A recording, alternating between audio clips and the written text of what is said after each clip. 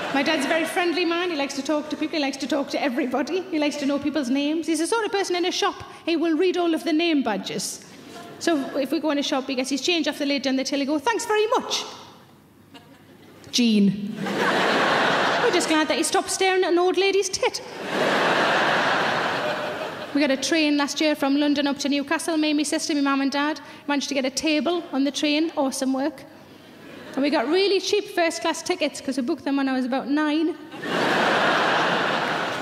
And a lady got on the train and sat across from us on her own. And my dad was instantly sort of itching to talk to her. Strange yet must chat. And they did have a very minor conversation. My dad said something like, "It's not that cold down here, is it?" And the lady said, "No, it's much warmer than it is up north." That was it.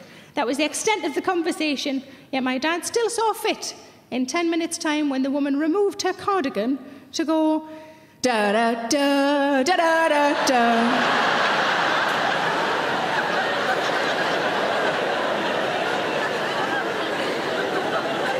My dad has a mobile phone. He's getting on, he's nearly 70, he's got a mobile phone, and it's mostly for incoming, so me and my sister can text him to see we're all right, or we can ring him if we need him.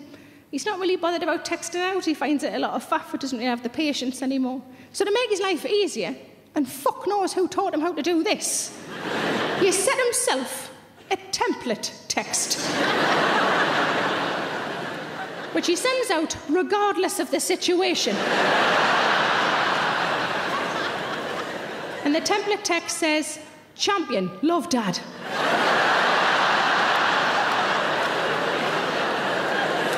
Regardless of whether I've won an award or been shitting myself all night, champion, love Dad. I've been trying to think of a question that I could ask him where that would be a really good answer. And the only one I can come up with is, "Dad, what was the name of the Wonder Horse on the telly in the 80s? But it was about this time last year that I was worried about my family. My mum and dad are both retired and both disabled. And I was worried about them sort of thinking before they put the heating on. You know, it was a very cold winter. Sort of thinking, can we afford it before they put the heating on? And I said, "You know what, you've looked after me all these years, including the 2. I moved back in after I got divorced. Never have kids, because I never properly fucking leave. I said, maybe I could start giving you a bit of a hand. Maybe I could start paying your heating bill." Not happy, not happy. Very proud people, my parents. There was a lot of sort of wrestling went on. I mean, verbal. I wanted to have my dad on the floor, popping out hips willy-nilly. And they eventually agreed. They still weren't happy about it, but they agreed it's the most sensible option, started to pay for the heating bill. A month later, I went to visit them. My dad opened the front door, and he was just wearing vest and pants.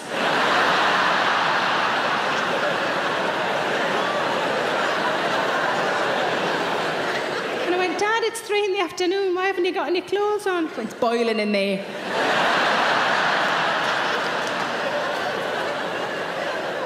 And I heard my sister shout from the kitchen, "We've never even been on holiday anywhere this hot."